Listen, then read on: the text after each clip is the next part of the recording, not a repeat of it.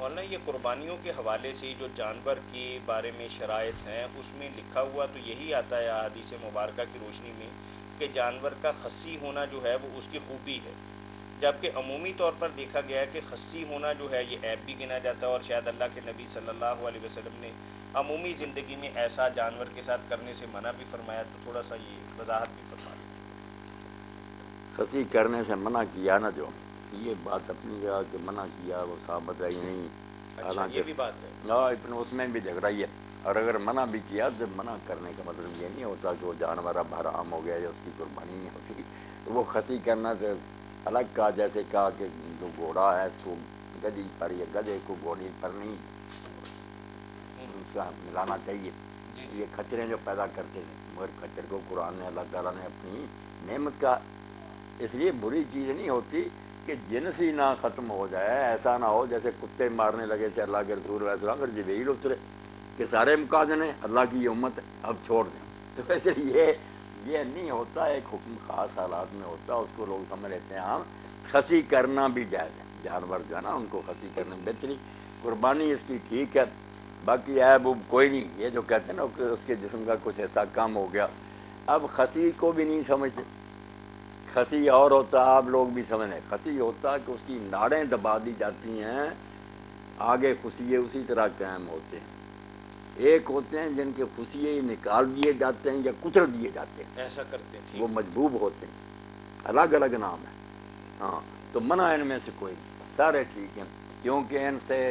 جانور جو ہے نا اس کا گوشت بہت عمدہ ہو جاتا ہے، بو نہیں ہوتی، سب صاف ستھرا موٹا تازہ، جس کو خصی نہیں کریں گے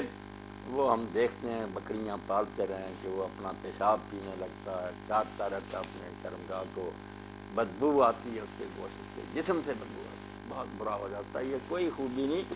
اب سوچنا چاہیے قربانی کرنی ہے آپ نے، یہ تو نہیں کہ اپنے گلے میں سانڈ رکھنا، اگر تو آپ نے بکریوں میں سانڈ رکھنا پھر ٹھیک ہے، اس کو خصی تو کون عیب ہی ہوگا۔ بیوقوف کرے گا، ہاں جب قربانی کرنی ہے تو اس کے لیے تو یہ عیب نہیں، خوبی ہے کہ وہ موٹا تازہ ہو جاتا ہے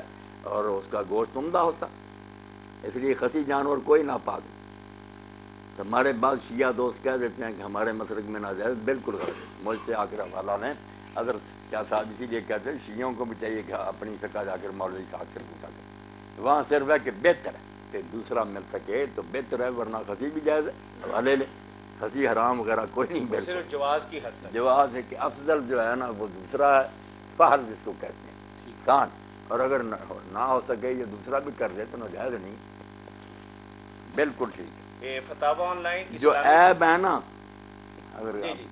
عیب صرف چار ہیں، پلے باندھے زیادہ، جو لمبی فرشتے ہیں نا کہ دانت گرے ہوئے ہیں، ہٹکان چاہیے، سینگ ٹوٹا فلانا، کوئی شاید نہیں، دم کٹی ہوئی، چار صحابی نے اس طرح کہا، اللہ کے رسول علیہ السلام نے ہاتھ اٹھایا، چار انگلیاں کھڑی کی، اور ساتھ ہی اس صحابی نے کہا اللہ تعالیٰ اس ادب کی برکت سے انہیں یہ درجہ دے گیا، انہوں نے بھی ہاتھ کھڑا کیا، مگر کہا یدی اکثر من ید رسول اللہ، میں نے یار ہاتھ تو کھڑا کر دیا مگر کہاں میرا ہاتھ، کہاں اللہ کے رسول کہاں، صلی اللہ حضور کا ہاتھ اپنی جگہ برکت والا تھا، میں نے سمجھانے کے لیے وہی چیز کی جو حضور نے، تو کہا چار چیزیں ہیں جو قربانی میں جائز نہیں۔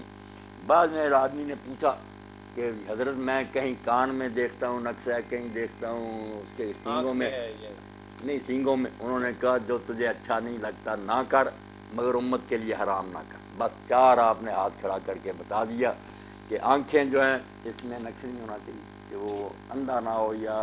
ایسا کانا نہ ہو کہ صاف نظر آئے کہ اس کو تو راستہ نہیں نظر آتا، لنگڑا ایسا کہ اس کے لنگڑانے میں صاف پتہ چلے کہ چل نہیں سکتا، اسی طرح کہ اس کا جو ہے نا دبلا اتنا کہ اس کی ہڈیوں میں نکھنی، چار چیزیں بیان فرمائیں، ایک آنکھ کا، آنکھ، کمزوری کا، ہڈیاں یعنی ہڈیاں، اور ایک ٹانگوں کا چلنے میں معلوم ہے، تین ایک ہو گئے۔ مریض تھا،